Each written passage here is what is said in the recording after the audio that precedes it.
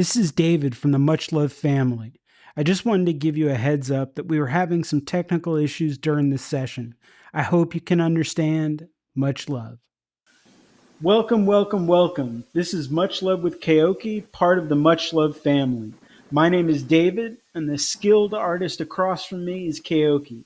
This Yo, is yo. part of the Polynesian Culture series.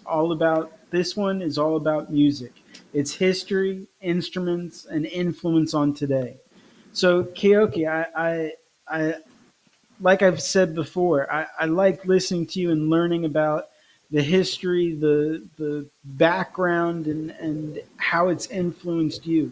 So this one's about music, and I know that Polynesian music and dance are really tied, but I want this one to be about as much the music, as we can focus on. So kind of get walk me through, the different regions and how it's affected.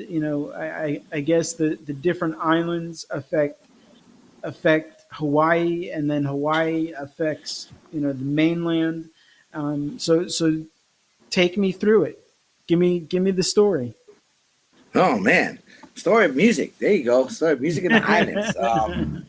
Man, yeah, it's kind of one of those things. I don't. Well, once again, like I said before, like to know the exact information. Like maybe I could come back later and maybe do some more research for the exact dates and times and all the stuff that all these happens. I would say the modern style of music. Well, before, as with a lot of older cultures, a lot of them stick to more rhythmic beats and chants. You can say all the way back to Africa and Egypt and stuff like that, where we didn't have much stringed instruments or any other types of like. From it was more drums, a lot of drum beats, a lot Okay. of old cultural. We call it the kahiko, or the traditional style or old style of drumming. We use forms of drums like pahu drums and ihus and gourds and different types of uh, uh, sound instruments, like kind of like banging and kind of like that kind of stuff, like maybe shaking rocks inside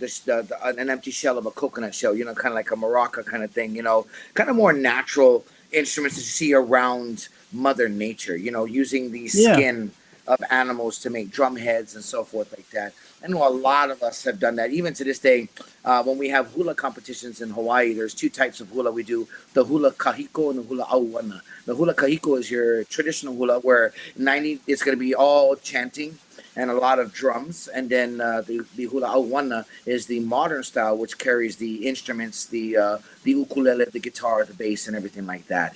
Um, uh, a lot of the modern style instruments I know didn't come to Hawaii until the missionaries and other people started to come to the islands and started to bring. So I would say the 17, 1800s, stuff like that, that they started to come over and bring instruments. I know the vaqueros, or the Mexicans, brought the guitar to Hawaii.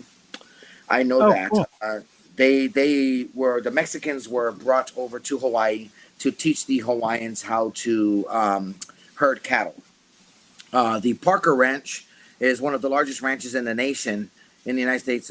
Is in the Big Island of Hawaii, and they were all taught to round up cattle and raise cattle as the foreigners brought these non-native animals to Hawaii, which that big one being the cattle, and the Mexicans had brought over the guitar. It's so funny that there's so many different stories, and everybody has their own stories of life as it goes through. But they say the Mexicans brought the guitar, and they taught the Hawaiians how to play the guitar, and then when they left, apparently they had forgotten to teach the Hawaiians how to tune it or something like that. So all of the so all of the guitars, I guess they say, went out of tune. And this is the stories that I heard, and you could probably ask Right. like 100 different people and they'll tell you different stories. You know what I mean? Who's legit, we don't know. It says everybody's grandpa and grandma, great grandmas tell the stories, and I believe there's a little truth behind every story. But they say that the Hawaiians didn't learn how to tune them,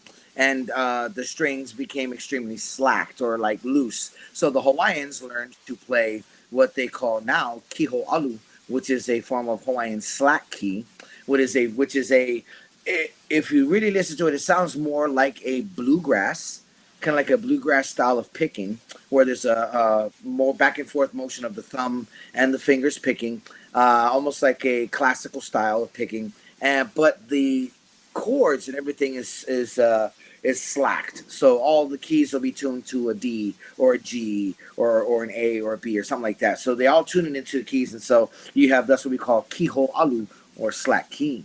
Um, I think also in the 1800s, and once again, I'm probably just butchering all this information, and No, somebody's in you're the comment, good. and they're going to be like, "Kyoki, it was this dates," and it's like we welcome all the information, people. So if if I'm saying something and you have some information to pass, please send some comments. Comment to us and let us know more information, because that's how we're going to know is by gathering all of our stories, right? All I can do is speak of the stories I was told, right? Right, So right. the next instrument coming down is the ukulele, where the ukulele a lot of people think is Hawaiian, but it's really not even a Hawaiian instrument. It was actually created by the Portuguese. So the Portuguese came to Hawaii to help work the sugarcane and the pineapple plantations. And when they came over, the ships came down. The Portuguese had an instrument that they called the brangina. The brangina was like almost like a mandolin, like a small little stringed instrument, and they played that. In fact, it was made popular when one of the immigrants, I think there's a story where he jumped off the ship and started singing and playing his brangina, and that all the Hawaiians just got like mesmerized by the way it was played.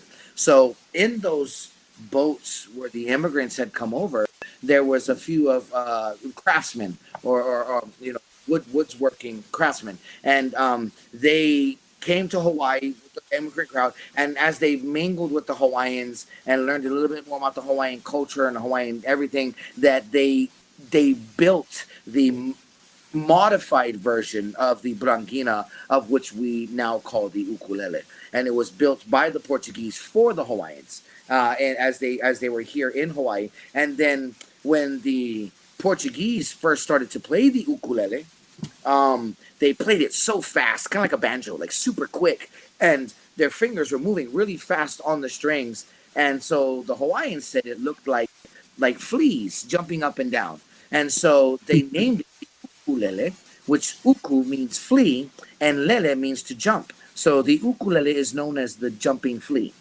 So that's what they got, Oh, and it was that's cool.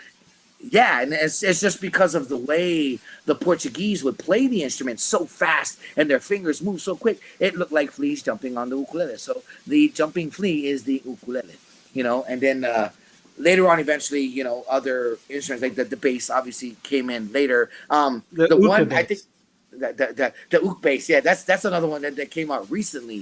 I think within the last decade or so, I want to say was the uk bass, where it's an actual ukulele, as small as ukulele, but it's got bass strings on it, which is really a dope instrument. Did you pick up one yet, brother? No, not yet, but it's on my list. I played one, and the strings are different. It's there's almost a lot of give to them, so it's really cool. And they're not expensive, so yeah, that's next on my list.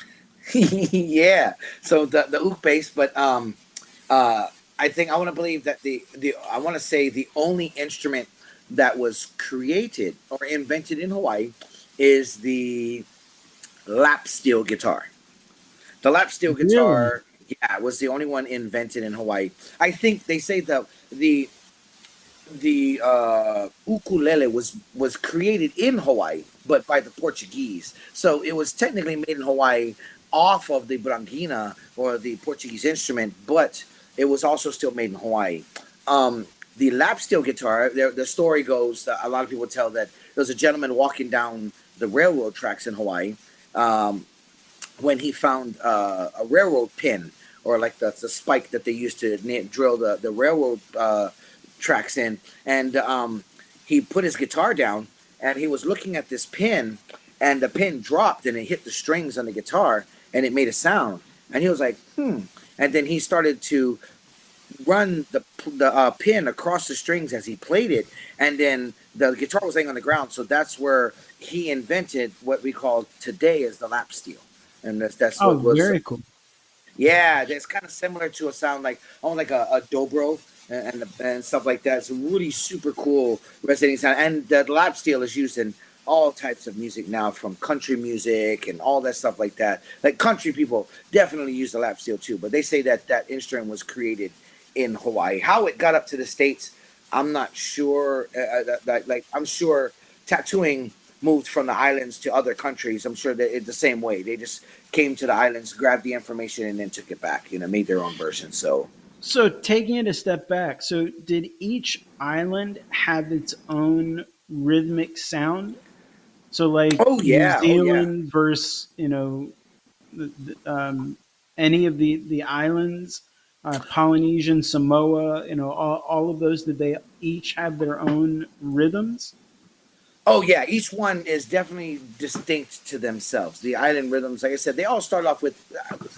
I hate using the word primitive, but it's like older instruments. They say older styles of instruments, and a lot of them were drums. A lot of them were the beating of drums. Hello, can you hear me still? Yeah, yeah, you're good. Okay, a lot of them were the beatings of drums and the sounds of drums, and like I said, once again, like wind instruments and stuff like that had come out of nature. But each sound was different. The the Hawaiian, the Maori people had more of a deeper hum on their drum beats. Definitely more of something like a deeper hum resonating with the earth and everything like that. There's a lot of foot pounding from their haka and stuff like that. Very very distinct beats. Tongans have some really awesome beats. Tahitians are some of the most complicated drumming. Tahitian drumming. We'll take into this. You can Google this later. Tahitian drumming will blow your mind. Like they Really? have, yeah, they have like hollowed out logs, and a lot of them have different names for them. The toere is one of them. Then they have smaller drums, drums like the fatete and other different types of drums that they have, and it's like a band, but imagine everybody in the band playing a different beat, and then they all Oh come together to make one beat. So they have one guy in the toilet, and he's going din, din, din, din, din, din, din, din, din, din, din, din, din, din, and he does that repetitively. But the guy sitting next to him is going dun, dun, da, dun, dun, da, dun, dun, da, dun, dun, da, dun. Then another guy sitting next to him is going dun, dun, dun, dun, dun, dun, dun, dun, dun, and they're playing a different beat for everybody, but it comes together as one song.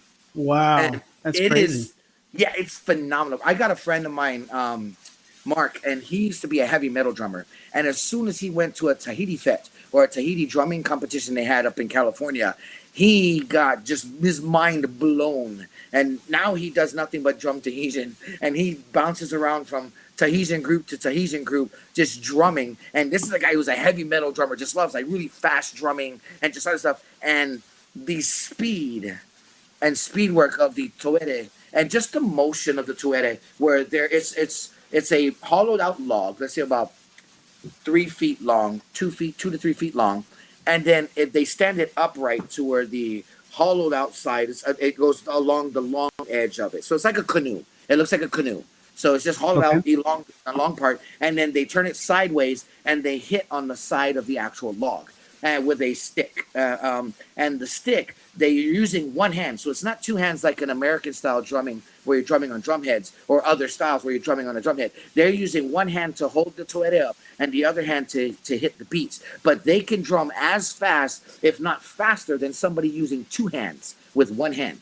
It's the technique of drumming, which is super unique. So the Tahitians have a definite unique sound to their. I mean, each one, once again, has their own unique sound, and it's crazy. The Tongans are used to having like massive drums, and there's just usually this really, really super huge guy that's behind them, and a lot of their beats are kind of like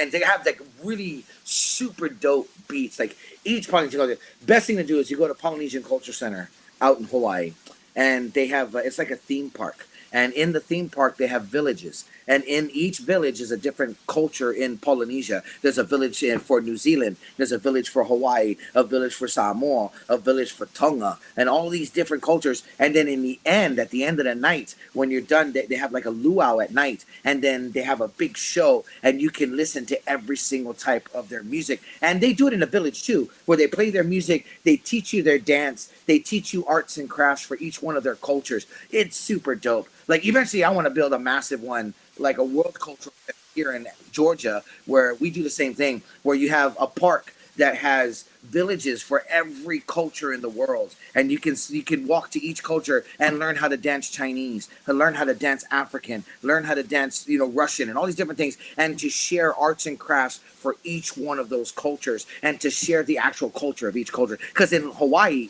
we have that, which is called Polynesian Culture Center. It's some dope So stuff. it all funnels in, and does Hawaii have its own? Did they have their own unique sound to start with, or no? Just all Polynesian culture kind of filtered in and created the sound that way.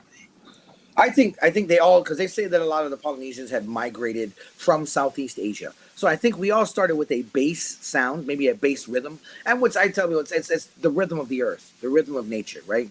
Wherever you go in the world, nature will have a different rhythm. Nature would have a different essence to her. Mother Nature in herself is a plethora of sounds and motions and shapes and everything in this world. So as you go to different places, I think that whoever ended up in that area ended up creating a culture of their own, which we're all cousins of some sort. If you go back the hundreds of thousands of years, but we all have kind of similarities to each other, but a distinct difference to one another. If that makes sense. No, no, no, it definitely does. And so, as far as the musicians, so Hmm. who are some of the ones that started, the popularity and just today? Because I don't really know any historical musicians or current Polynesian musicians. Oh wow, yeah. You got to think that tourism in Hawaii.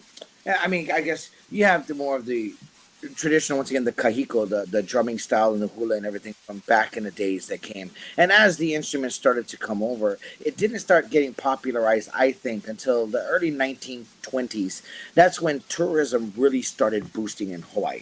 That's when Hawaii first really started to become a tourist destination and not just a living destination. Because a lot of people before they'd go, "Oh, go live in this new land," kind of like how the Pilgrims did coming from Europe to America. There's this new land to go to. You know what I mean? It wasn't looked at as a place of destination to go to vacation. The sense of vacation was never. Back in the days, you didn't just go to some place because you wanted to vacate. It's because you either had to move there or you were going to work there. So when Hawaii started to become a tourist destination, it was the early 1900s. Ocean liners started to come to Hawaii. Airplanes were just about starting to be made, right in the early 1900s. So the ocean liners were the first to come to Hawaii. Then they started to take the instruments and everything and started to play music in an entertaining way. And the people of America started to turn Hawaii into a tourist kind of thing. And we already had the hospitality. Hospitality, it was big in the islands because we learned to take care and cater to each other. It was a big part of our culture. And so they used that in the tourism and how they brought that over as a luring thing. And then they started to modernize the hula and the dance. And then we started to get old school people. It's like for me growing up, it was the Auntie Genoa Kiaves. It was the Gabby Pahinui's. It was the all those kind of older, and even then going back before that, like Lena Machado and a lot of the old school Abigail Pililao. A lot of old school Hawaiian musicians that started to modernize and take that. I believe Jesse Kalima was the first gentleman to um, electrify the ukulele, where he taped a microphone to the side of an ukulele when he played, so they didn't have to have a microphone in front of him. He taped the microphone to it, so that became the first kind of electrified ukulele. Was from Jesse Kalima, and then as the ukulele started to become a big part of the island music, the traditional music. We made our hula awana once again, where you had the usually it was the guitar and the ukulele, and then they added the bass, the upright bass, eventually. But then in the 1980s, 70s, 80s, you're talking rock and roll was really big in America. And as the tourists would come over and get influenced by the Hawaiians, the islanders going back to America, it was happening vice versa. The Americans were bringing over, Hawaii became a state in 1959, but we had American influence before that, you know what I mean? So World War Hmm. II, all that stuff like that, that brought over the influence of America into it, and the music started to change. American music started to influence Hawaiian music, even the composition of music, how music was put together. You're talking like, even our old school, like our Queen Lili'o Kalani, was writing music, composing music of more of a, I would say they were more classical, kind of like European-ish, kind of like ballads and stuff like that. That type of music, because they had bands and people came over. Music was different back then, right? And then as it moved, rock and roll came in, a lot of different things. So the ukuleles and different instruments started to electrify. You brought in the keyboards in the 70s. You brought in, different things. Groups like Kalapana came out, which were some of the first groups to have a full electric band where the guitar players were playing electric guitars as well as having keyboards and different things like that. Where Hmm. Kalapana was a very big band at that time. They played a lot of like kind of like covers of like Hall and Oates and a lot of Really? Hawaiian different like, yeah, so super cool stuff like remakes of the actual music that was influencing coming in. Uh Going back a little bit farther, Don Ho was a very big influencer of or pushing the island styles of music, where he sang songs like Tiny Bubbles, you know what I mean?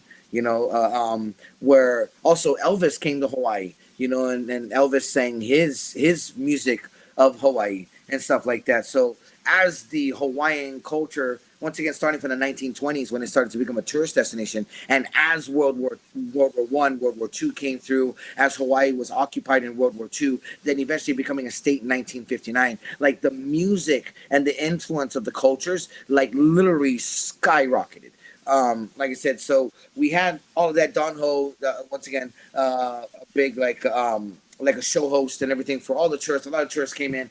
They wanted to hear the Don Ho's of that stuff that Right. sing what we call in Hawaii hapaholi music. Hapaholi music is music that was meant for the tourists. That was sung in English, like we would sing. Our songs in Hawaiian, the native language. But then, as the more the tourists came over, we would translate our songs to sing English. That's where Don Ho once came to the tiny bubbles in the wine.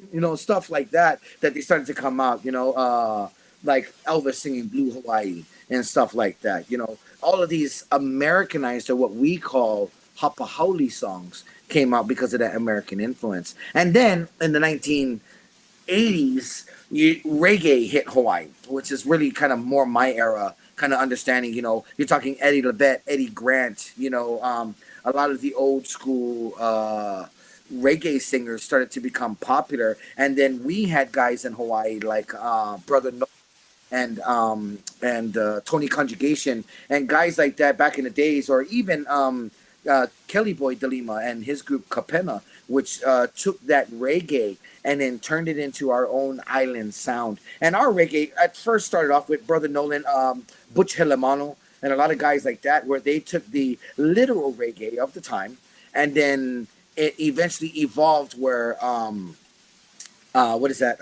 Kapena was one of the first where they would have the ukulele playing into the reggae songs, where you would have ukulele solos in it as well as the reggae music, and it really started to jump into an actually what we called. It started off with Brother Nolan and with the Hawaiian movement, the Jamaican Hawaiian movement, and it was that I've never reggae heard of movement. that. Yeah, we call That's it on, Hawaiian movement. Sorry, go ahead. that's really cool. No, no, no. That's really cool. Yeah, I was wondering, where the confluence of the ukulele and other island music, when did that kind of start to come together? Because I know, like you said, island music, reggae music started to become really big there. So when you have two the go into each other, it comes out as a whole new music. So that would be really cool to listen to. I'm gonna have to listen to that. Brother Nolan. Yeah, Brother Noland. It was a big one back in the days. Butch Helemano, Helemano.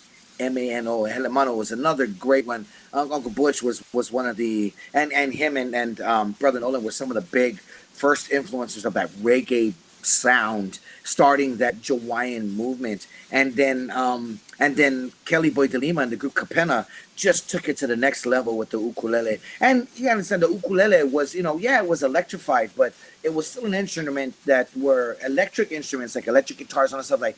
It was still expensive, and the Hawaiians didn't make a lot of money. We didn't have a lot of, so we used the instruments we knew, and you just played the beats, the reggae beats, with our own instruments. And Kelly Boy DeLima came out and just ripped into the new world in the '80s into reggae. Him, what's that? Brother Walter is another one. Walter Ipolani, which was a good friend of my dad's growing up. He was also a part of that same kind of style of movement with the Kapena. Then he had other groups like Ho'aikane and a lot of other groups that just took that reggae music, the Mana'o Company, that just ran with it. And all through the 90s, like, I'm not going to lie, being a kid in Hawaii in the 90s, it was some of the coolest times because we really found a sense of our own music, not the sense of the cultural, like, traditional stuff, but that reggae really took hold in Hawaii, and it gave us a groove that was like what we call, and even the Jamaicans or anybody from the islands will tell you, like, there's an island feel to it, that just that mellow, relaxed, kick back. Life is good. Life may be hard right now. Life may be difficult. You may have a hard time at work, but you know what? We're happy we're alive, and we're still here to enjoy this beauty that we have called life, and the islands and the water, and it just had that vibe to it. And Hawaii really built it. And when I was in the 90s, when I was in high school with my friends that were behind the buildings, my miscreant friends, and we were doing it, they were playing that island reggae, and it was just a thing. And at the same time, we had also, once again, the vaqueros taught the Hawaiians how to play guitar. So in turn, we also played a lot of country music, which a lot of people don't even know that Hawaiians do.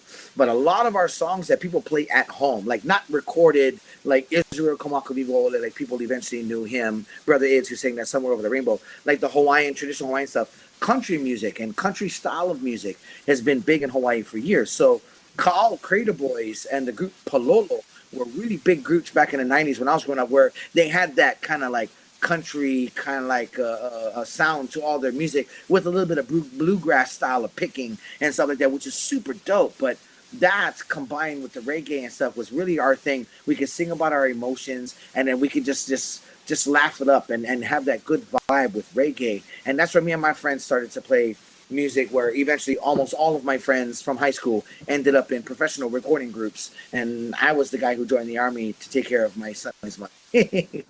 Well, I heard, so I this was a while ago. I heard something on YouTube actually that you played on, and it was called slack key guitar. So now I know what slack key is. But yeah, it was, you were on the recording. I was. Oh man, I gotta look for this You recording. You'd be surprised how many things like there's something on YouTube. My friends were like, "Dude, I heard you talking about some things." And I'm like, "Where?" They're like, "On YouTube." I'm like, "What?" Like, there's something on YouTube. Like, I'm just not the most digitally qualified guy, man. So like, I don't even know. Yeah, Maybe it's friends that uploaded it. Midnight Hawaiian Serenade is what it's Huh? called. Wow, that is super dope. I'm gonna go look it up. So, in your own music, what do you, I know that you've got the electrified. Do you throw distortion on it, or you throw effects on it? Do you get into creating your own, or is it just using kind of what you've done before? Oh, no, see my music. When it comes down to me playing music, like it's like I'm as versatile as the people that I grew up with in this world, and my dad it goes into crazy deeper like other things, like, so my dad's family is originally from Alabama. So Okay. my dad was born in Gary, Indiana. My grandfather's from Alabama. Where in Alabama, I don't know yet, but we're the Davis family from Alabama. So he moved to Hawaii, ended up marrying a Hawaiian woman. We have Hawaiian, but then my grandmother was Chinese. Hawaiian, so got that. My mom's family are from Puerto Rico as well as Scotland. So all that growing up, my dad was a Southern man. So my dad, even before we got to Hawaii, you're talking like we were living in Germany, we were living in Panama, all those places. My dad listened to a lot of Southern and classic rock. So you're talking, I was raised with Leonard Skinner, I was raised with Marshall Tucker Band, you're talking Captain and Tennille, you're talking the Eagles, America, Steve Miller. My dad just loved that era, Elton John, all that kind of stuff. So my dad was really deep into that rock. And then my mom was a Motown woman. My mom loved Motown, from the Temptations to the Shy Lights to the Manhattans. You're talking the Commodores, what's that? Smokey Robinson, all that kind of stuff. Right. Whitney Houston, Taylor Dane, all that stuff. So my mom raised us in that all the way through. MC Hammer was in my younger days back in the late '80s. Back when Bobby Brown was singing, New Edition, it's like that kind of stuff. The old school, like Freddie Jackson, Johnny Gill, a whole lot of old school R&B and Motown. So then I got home to Hawaii in the '90s. My dad got home to Hawaii in 1991. I think I was like 12, 13 years old. Then from there, the island reggae and that kind of stuff kind of took over me. But I had already been raised with like, Don Henley and Glenn Fry, the guys from the Eagles, or, also coming from the 80s in America, in Texas, being raised with listening to the whole, Appetite for Destruction and freaking, Right. Guns and Roses were like my stuff, man. I love Guns and Roses back in the day. That was my favorite thing. And then going through living in America, once again, I didn't get home to Hawaii until I was, like eighth grade. So living my whole youth in America, I was listening to, Poison, Def Leppard, it's like John Bon Jovi, so that in the 80s growing up. And then my mom was what I called the takeover of the 80s of America, takeover of America in the 80s. Like you're talking the Eurythmics, you're talking like Flock of Seagulls, you know what I mean? Like, the Yeah. Dire Straits. I'm sorry, go ahead, brother. No, no, no. I was just laughing. Yeah, that's a mashup of music. Yeah, so I was raised with my mom and dad. Like my dad, every weekend, same thing. He would put on the same album, Leonard Skinner. It was the Street Survivors. My dad would play his Street Survivors album. Then from there, it was the Eagles, greatest hits, all that kind of stuff. So once again, raised with that with my dad. My dad was consistent, but my mom jumped around to all that. Like I said, all the '80s stuff. All the stuff. In excess. All these old school bands that came out in the '80s. Then from there, I got to Hawaii, where um, right before we got home to Hawaii, hip hop just started to make a massive break in the late '80s. You're talking Queen Latifah, you're talking old school LL Cool J, Ice T, you're talking, all those kind of guys, Uncle Luke, Two Life Crew, a whole lot of rap was going on. Fushnikins was one of my favorite bands. You're talking like, KRS-One, Digital Plants, all these kind of bands were coming out. They got to Hawaii where reggae was big, but then it was also the time right when Biggie was out, Tupac was out, Bone Hmm. Thugs and Harmony just came out. You're talking Dr. Dre, Snoop Dogg. Like the influences of music in my life were just ridiculous. Like I probably should have taken a career in the music industry with the amount of music and versatility that I've had with music. Where I got some of my friends here who have listened to country music their whole life and will only listen to country music. And so it's like Yeah, my that's not my favorite of all the music. Country music. That's just not my thing. Everything you, even the Fushnikins, even with when Shaquille O'Neal was in the Fushnikins. yeah. I true Fushnik. I remember that. Yeah, and that Shaquille O'Neal did that. What's up, Doc? That What's up, Doc? Yep. Can we rock? What's up, Doc? Can we rock? That was a super dope song. But yeah, country music. I had to learn to get used to country music when I graduated high school and I joined the military, and I got stationed in Texas for 6 years. And you get stuck in Texas for 6 years, you can't dodge country music. It's like living in Florida. You can't dodge hurricanes. It's just gonna come, Yeah. So Yeah. so country music, I learned to appreciate it and love it back then. My first concert I ever went to was Tim McGraw. I watched Tim McGraw. Really. Yeah, I was in a military training out actually in Fort Sill, Oklahoma, and then was that Garth Brooks came out, and Tim McGraw and all that kind of stuff, and that's when I really got into music, country music, and that's when was at the time the Dixie Chicks were starting to come up big, it was the Shania Twain era and all that kind of stuff, and country music had some really dope music. You thought Reba McEntire was coming out. I mean, we weren't like it was different because like I like the contemporary modern country where you got the usual the like oh my darling, oh my Yeah. darling, that's like your classic old school. I wasn't raised in the with Johnny Cash era. So I don't know much about that kind of country music. I wasn't raised in that. My dad didn't listen to too much of that country. He liked that rock. But me, when I got into country, it was around that Tim McGraw and that Garth Brooks era and stuff like Travis Tritt. We listened to that kind of stuff like that. So Harry Connick, Harry Connick Jr. stuff like that. So I listened to a lot of that country music with my friends in the military. I learned to appreciate it. But my level of music, brother, is unbelievable. I always go back to me playing. I have my ukulele.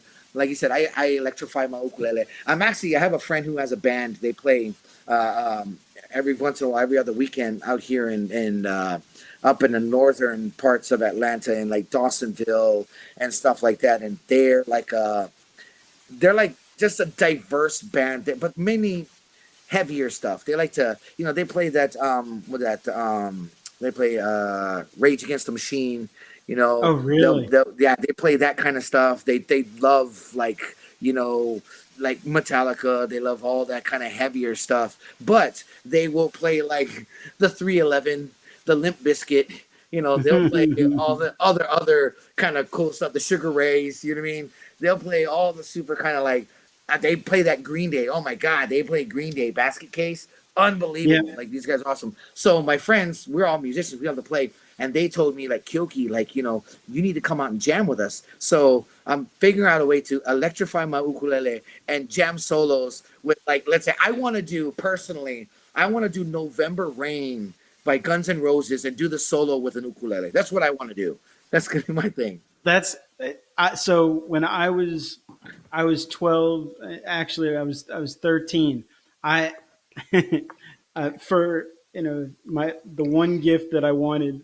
So I was bar mitzvahed at 13, and you always get like a significant gift, Ah. and mine was I wanted a Les Paul only because of November Rain. Like that that was it. And I always wanted to play that solo and never learned enough to do it. But no, that would be incredible on a ukulele. Oh my God, I've just been, man, and I got my first Les Paul ukulele. So it's an actual Les Paul that is like shrunk down to the size of an ukulele, and it's got four strings on it, tuned like an ukulele. But the whole thing looks like a Les Paul. That's really cool. It's super dope. So my music, I just love to sing. I guess the big thing, my dad them were never musicians. My dad them were singers. And so they just sang every weekend. Even if they didn't have an instrument, they just sang. If they didn't have somebody playing. I was one of the first from my dad them to play the music and sing. And it became a big part of me. But to understand cultures and people and where their music comes from, to sing Hispanic music, to sing, mariachi, to sing, Japanese style of music, or, even African style, but to sing different types of music. Even, what is his name?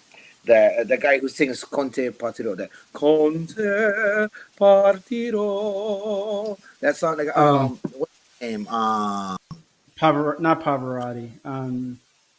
He's But blind, right? in the same that I don't think he's blind, but he sings in that same kind of style of that four tenors, like Pavarotti and those kind of guys, stuff. So he sings that style. But man, people are gonna listen to this and they're gonna kill me. They're gonna like, Kilky doesn't even know his name. It's gonna be nuts. But uh, uh, uh, but my influence in music, I love all kinds of music. I believe music is a way to has a way of touching your soul. I think music, as with all things, if you want to go through like people take science and frequencies and the frequency of the earth and the frequency in 432 hertz and all these different sciences that you get into, that how the science of shapes and sound, and how they take those little sand and they make the vibrations, and the sand makes different shapes due to the vibrations of sound. Like, it's so totally crazy that the sound of music can trigger an emotion inside your body that can bring back memories, that can calm somebody, that can bring a rage in somebody, that can literally change you emotionally. And I think that's the one thing I love about music. Music in all its shapes and sizes, just like people and culture. I think it's unbelievable, brother. Yeah, I didn't know the cultural impacts of everyone coming to Hawaii, like who brought the ukulele, who taught that style of music was, the Mexicans and the Portuguese. That I wouldn't have thought that it was that kind of the little pieces from each culture. I mean, it makes sense. All the pieces that make up a culture make up its music. So and kind of tying it back into tattoos. How do you use music to make it flow, like to elicit the right reaction, to strike that right chord within the person you're tattooing, plus to get you into the right zone? What are your preferred music styles for all of that? I know you listen to everything, but is there one kind of niche that gets the most out of you, and what you found gets the most out of the people you're tattooing?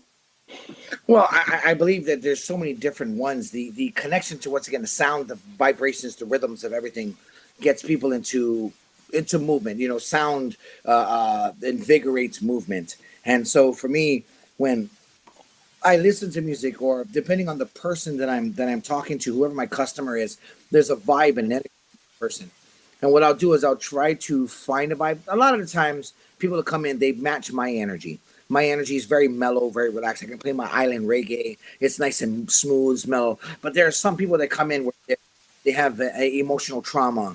They have things that they've been through, a different purpose for their tattoo. So we tend to put on sometimes music that could be a little bit more aggressive, because I'm trying to understand their emotion and trying to understand what they want this tattoo to mean. So, and then I have to put myself in their state, in their mind. I tell people I have to understand them and understand what they're trying to portray in order to portray this image. You know what I mean? And so I get into it. So sometimes I get into the music, and then even when I do my patterns, each one of my patterns, how the pattern gets laid down is a rhythm in itself. I was teaching my apprentices that the way, if you look at different tattoo artists and how they place their designs, they have a rhythmic pattern to it and everything. I also talk about it in like writing, for writers who write books, that everybody uses the words and, is, and was, but how you put it into play in your book,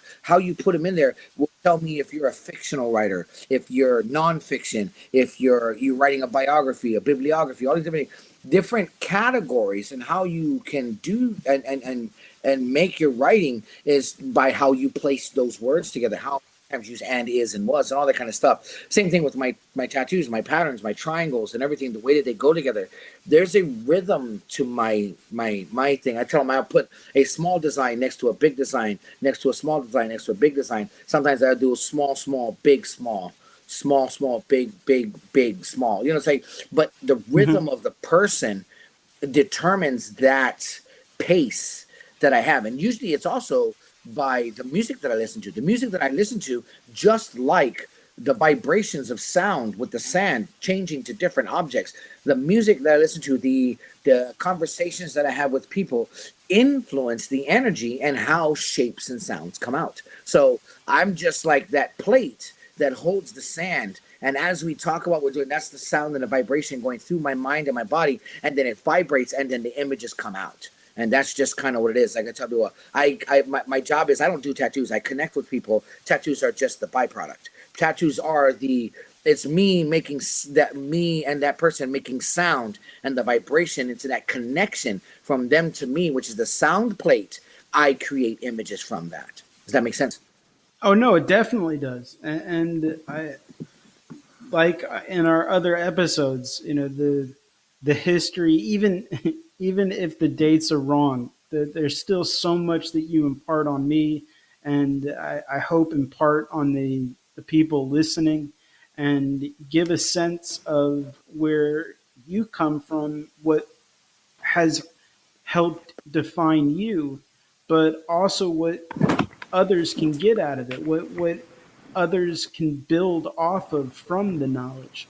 I I'm I'm constantly in awe, and I really appreciate all of it, man. I can't thank you enough for all of it. No, thank you, brother. Thank you. It's. I always enjoy sharing it. My grandmother used to tell me, "He who has knowledge has the responsibility to pass it." So that's all we're just doing. Is just we learned a lot in life, and we're trying to pass that on. So hopefully we can help everybody out there and just spread that much love, man. Just much love. Yeah, much love, man. I love you. Much love to everyone, and I hope you're all part of the much love family. Thank you. Oh, thank you. Aloha.